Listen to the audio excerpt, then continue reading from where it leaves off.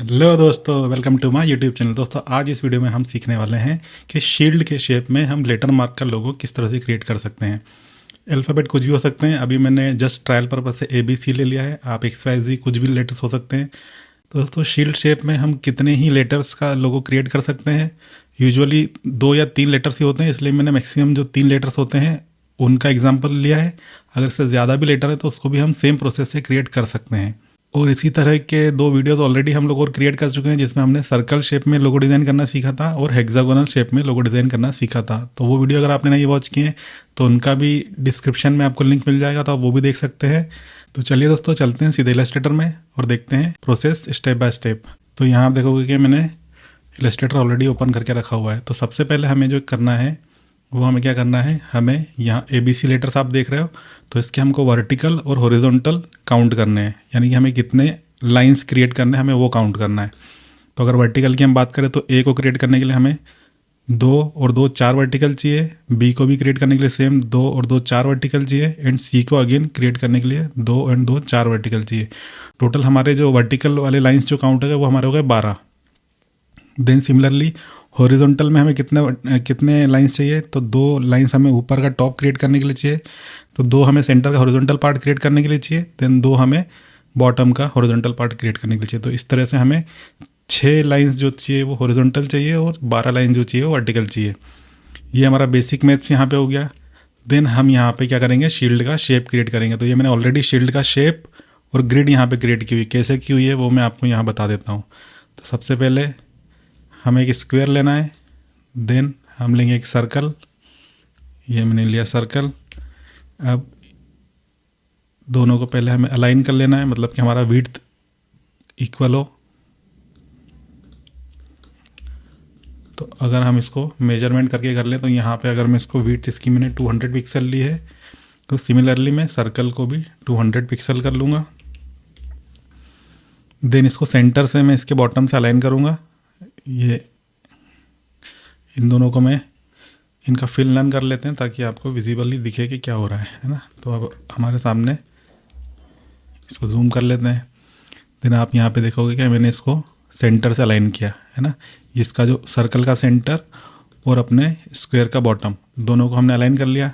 Then हमें यहाँ से पेन टूल के नीचे एंकर पॉइंट टूल लेना है और इससे हमें हमारा जो सर्कल है उसके नीचे वाले पॉइंट पे क्लिक करना है। जैसे ही हम इसको क्लिक करेंगे तो यहाँ से ये स्ट्रेट लाइन हो जाएगी। और क्योंकि यहाँ लेफ्ट और राइट ऑलरेडी कर्व्स है तो इसलिए इस तरह का एक एरो की तरह का शेप यहाँ पे क्रिएट हो जाएगा। और आप देखोगे कि इन दोनों को अगर हम मर्ज कर दें, यहाँ पे पाथ फाइंडर टूल से यहाँ पे मैंने इसको किया यूनाइट, तो आप देखोगे ये हमारा बन गया शील्ड का शेप बहुत ही आसानी से। तो इस तरह से हमने शील्ड का शेप क्रिएट कर लिया। अब शील्ड के शेप पर हम इस तरह की ग्रिड लाइन जो है यहाँ पे क्रिएट कर सकते हैं। 12 लाइन वर्टिकल चाहिए, तो हमने एक लाइन क्रिएट की, इसको हमने कॉपी किया। 2 3 4 5 6 7 8 9 10 11 12, तो ये हमारी 12 वर्टिकल लाइंस हो गई। इसको हमने ग्रुप किया, आउटलाइन कलर चेंज कर लेते हैं ताकि हमें विजिबल दिखे। देन इसको हमने इसका सेंटर कर लिया। अब इसका हमारा विड्थ कितना है, 200 पिक्सल, तो हमने लाइंस को भी टोटल को 200 पिक्सल कर लिया। तो इस तरह से ये इसके विड्थ के शेप में अलाइन हो गई। हमने सेंटर कर लिया। देन इसी को मैंने Ctrl+C एंड Ctrl+F किया, F से पेस्ट इन फ्रंट होता है। देन उसको मैंने रोटेट कर लिया। तो ये मेरा सेम 12 का एक और ग्रुप यहाँ पे क्रिएट हो गया। इसको मैंने अपने शील्ड से टॉप अलाइन कर दिया। ठीक है, इस तरह से हमारा ये ग्रिड बन गया। देन हम इस शील्ड को थोड़ा सा नेरो डाउन कर लेते हैं ताकि हमारा इतना लंबा ना दिखे, थोड़ा इसका शेप। तो अभी इसका 2/3 रेशो जा रहा है ना, 200 इसका विड्थ है, 300 पिक्सल इसका हाइट है। तो हम इसको 2/2.5 कर देते हैं, तो हम इसे 250 कर देते हैं। तो ये थोड़ा सा रेशो हमारा, तो इसको मैं पहले लिंक को बंद करता हूँ एंड इसको मैं 250 पिक्सल कर लेता हूँ। तो इससे मेरा जो शेप है वो थोड़ा सा हाइट में कम हो गया, जो कि प्रपोर्शन इसका परफेक्ट हो गया है ना। तो अब हमारा ये शील्ड का शेप यहाँ पे क्रिएट हो गया। तो इस तरह से हम यहाँ पे इस तरह की ग्रिड बना सकते हैं। अब हमें करना क्या है, तो अब हम देखते हैं कि हमारा जो सिंगल स्क्वायर का साइज़ है वो कितना जा रहा है। तो सिंगल स्क्वायर का साइज़ अगर हम देखें, इसको मैं Ctrl+Y करूँगा ताकि हम वायर फ्रेम में देख पाएँ। ठीक है, 200 पिक्सल हमारा विड्थ है, इसको भी 200 पिक्सल किया है। ठीक है, अब हमारा सिंगल जो स्क्वायर है इसका साइज़ हम मेजर करेंगे सबसे पहले। तो इसका हमारा जो साइज़ आ रहा है वो हमारा आ रहा है अराउंड 18 पिक्सल, है ना।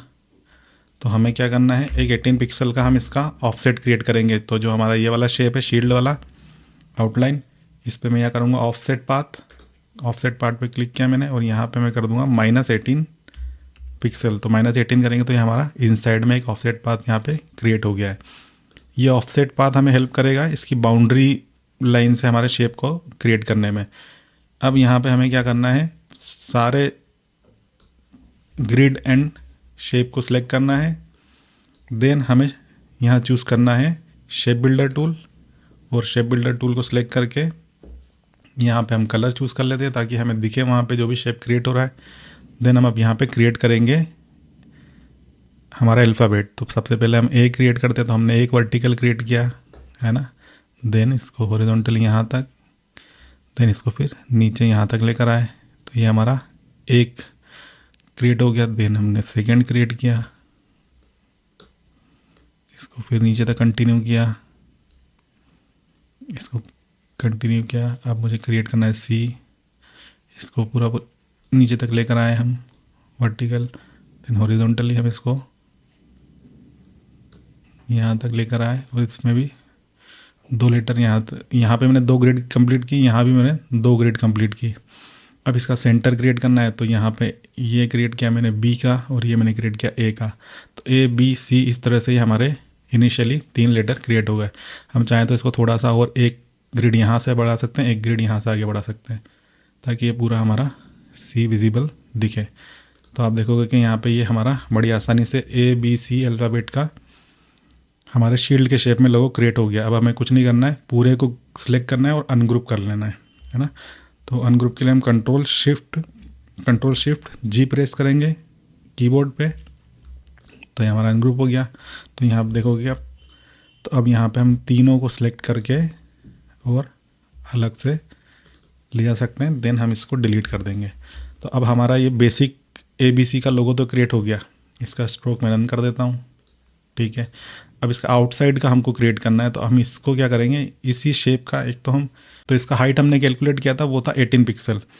तो अब हमको इसके अराउंड वो शेप का एक आउटसाइड चाहिए। तो हम यहाँ पे मैंने ऑफसेट क्रिएट किया, 36 का ऑफसेट क्रिएट करते हैं हम इसमें, ओके कर देता हूँ। तो आप देखोगे कि ये मैंने यहाँ पे 36 का ऑफसेट इसका क्रिएट किया। अब इसको मैं कर देता हूँ कलर, तो यहाँ मैंने इसको कर दिया कलर, और ये अंदर वाले जो मेरे इनर थे इनको मैं कर देता हूँ वाइट। ठीक है, इसका मैंने आउटलाइन रन कर देता हूँ।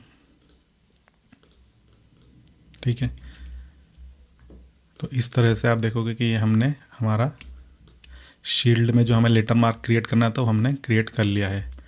कलर हम इसमें जो चाहें पिक कर सकते हैं। मैंने गैप जो है डबल इसलिए रखा ताकि जब भी हम इसको छोटे से छोटा भी साइज़ हम इसका रिड्यूस करें तो हमारे फिलअप ना दिखे वो लोगो हमारा, इसलिए हमने इसका डबल 18 पिक्सल का हमारा इसका विड्थ था, तो हमने 36 पिक्सल का इसको आउटसाइड में स्पेस दिया है। अब इसको हम 3 तरह से, अब ABC क्योंकि मैंने लेटर लिखा था इसलिए ABC का फुल फॉर्म हमने लिख दिया ऑलवेज बी क्रिएटिव, एंड एक पंचलाइन हमने यहाँ पे दिया है क्रिएट टू इंस्पायर। इसको हम 3 तरह से अलाइन कर सकते हैं, यानी कि लोगो जब हमने यहाँ लोगो मार्क तो क्रिएट कर लिया है, अब इसको जब हमें अरेंज करना है तो इसको 3 तरह से अरेंज कर सकते हैं। तो वो तीनों तरीके से किस तरह से अरेंज कर सकते हैं वो यहाँ मैंने शो किया है।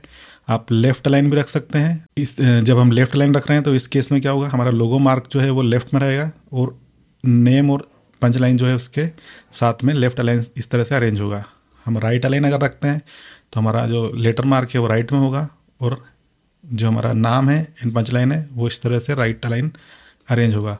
अगर हम सेंटरली अलाइन करते हैं तो हमारा इस तरह से कुछ वो अरेंज होगा।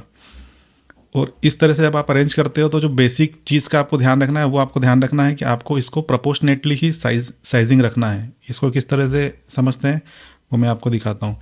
तो आपको क्या करना है, अपना जो भी लेटर है उसका हाइट आपको निकालना है। तो ये आपका हाइट हो गया इसका, इस लेटर का। तो ये आपका एक तरह से इसको आप 1x समझ लो, है ना। तो तो अब इसी से आपको कैलकुलेट करके सारे चीज़ें मेजर करना है। यानी 1x हमारा लेटर हाइट है, तो हम उसको यहाँ पे आप देखोगे तो मैंने इसको जो रखा है इसको 4x रखा है, यानी कि इसी का 4 टाइम मल्टीप्लाई किया है। तो इसका जो विड्थ मैंने रखा है उसको आप देखोगे कि मैंने 4x रखा है, और इसके बाद में यहाँ पे जो गैप है वो इसका 1x है। देन यही 1x का गैप यहाँ पे हमारे नाम और पंच लाइन के बीच में रखा है। तो इस तरह से जब आप x वैल्यू के साथ में चीज़ अरेंज करोगे तो आपका लोगो बहुत ही प्रोफेशनल लगेगा, और कहीं भी उसको प्रॉब्लम नहीं होगी किसी भी साइज़ में बड़े या छोटे करने में। तो उम्मीद है दोस्तों आपको सारी प्रोसेस आसानी से समझ आई होगी और वीडियो भी आपको काफ़ी पसंद आई होगी। तो अगर आप इसी तरह की वीडियोस और देखना चाहते हैं तो वीडियो को लाइक करना और चैनल को सब्सक्राइब करना ना भूलें। चलिए दोस्तों, मिलते हैं अगली वीडियो में।